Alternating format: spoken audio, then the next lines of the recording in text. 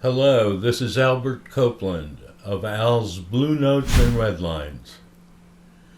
I'm here with the second edition, but before we get into it, I want to talk to you for a moment about a personal matter.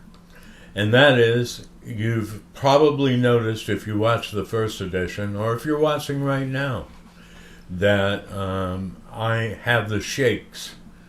And the reason that I have the shakes is that I have Parkinson's disease. So it's going to continue. It's part of that, but I'm not nervous talking to you. In fact, I'm glad I'm talking to you. And I just wanted you to know that fact.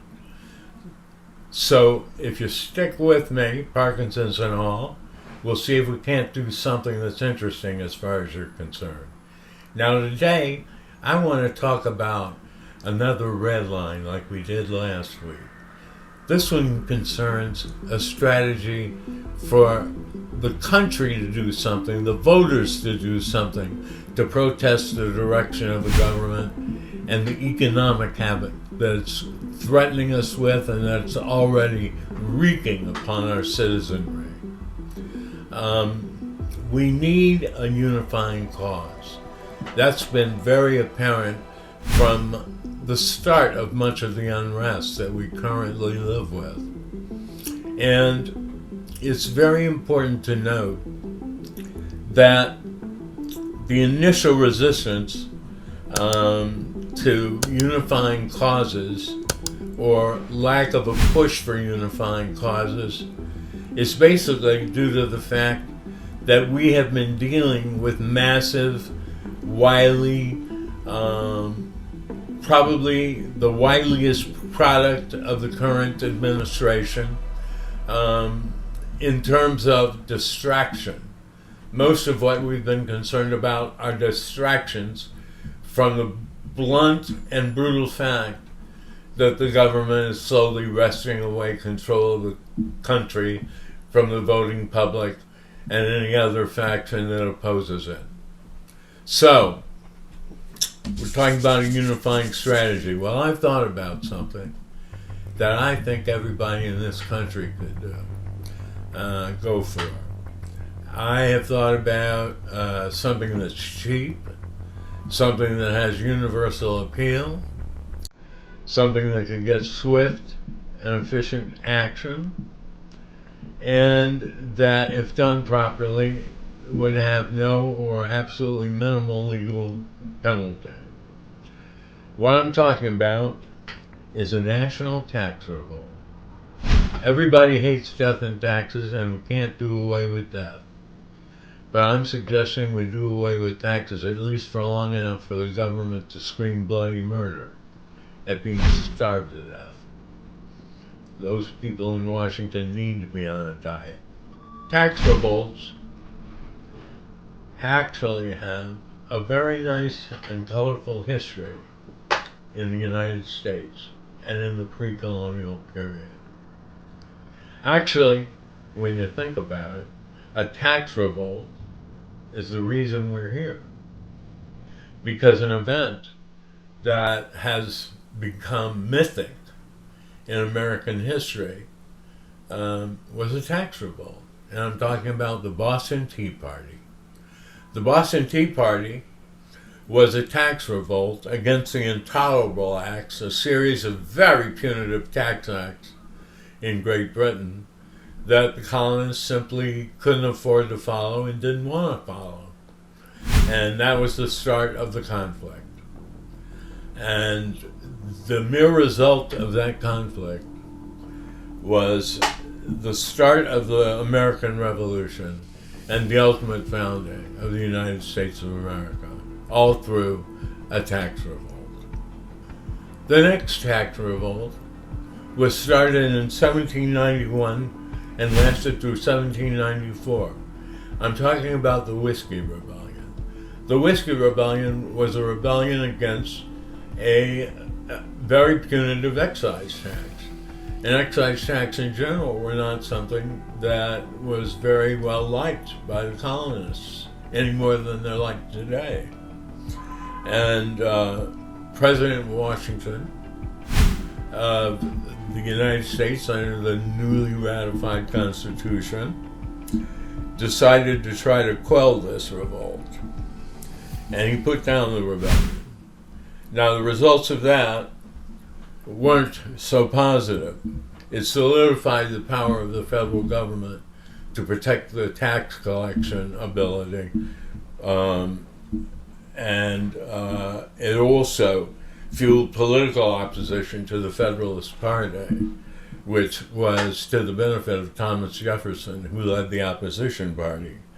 And when Jefferson won the presidency shortly after, he repealed the tax in 1802.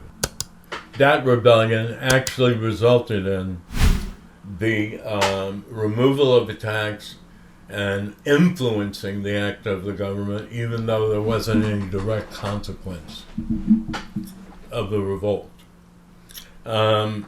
This, I want to point out, characterizes tax revolts in the United States in general in history, which is that they don't necessarily impinge that much financially, or haven't until we implement my idea. They don't really infringe that much financially, but what they do is create the public impression of the issue in favor of its resolution in favor of the voters. And that would be something I think that would be very novel and desired by the public. Now, again, I stress the fact that many of these events were not in and of themselves financially successful, but in terms of historically successful, quite so. Property tax strikes during the Great Depression proliferated, and Quaker and other Pacific war groups instituted firm tax resistance, and that in particular has been recognized as a freedom of religion issue. So there have not been any prosecutions, but there have not necessarily been any political repercussions.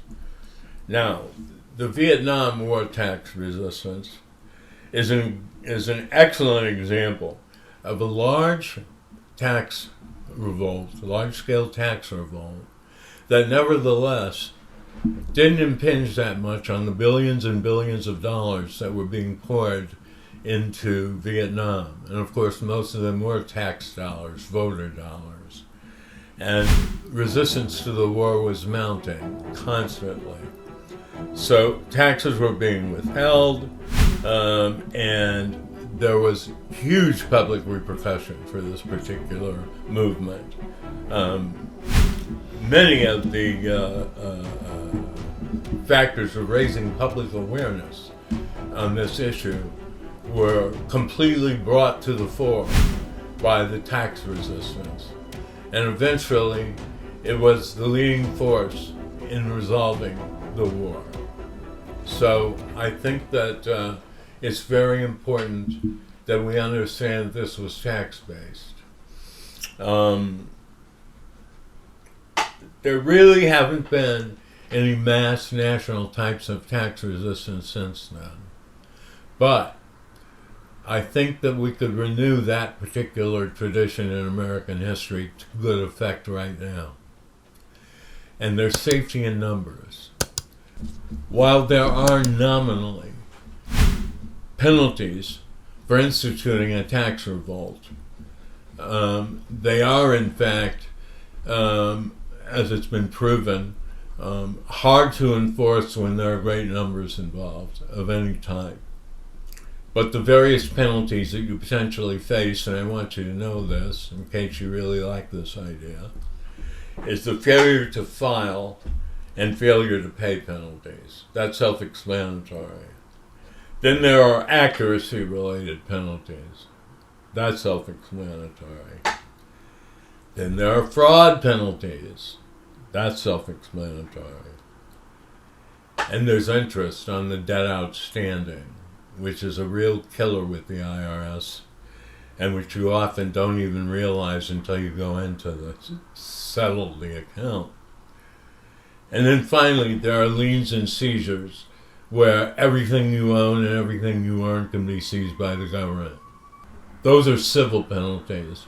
Criminal charges and their penalties include tax evasion, willful failure to file a tax return, and making a false statement on tax returns.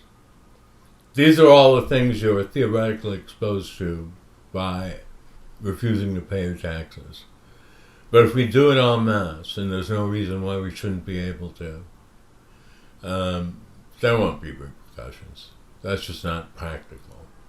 So at any rate, and besides which, if there are repercussions, why the next president can just pardon everybody on the first day of his administration. So that's the story on a tax revolt. I hope it was of interest to you. Next week we're going to go to music, where I will try to overcome that great obstacle in all music reviews on YouTube, and that is no music.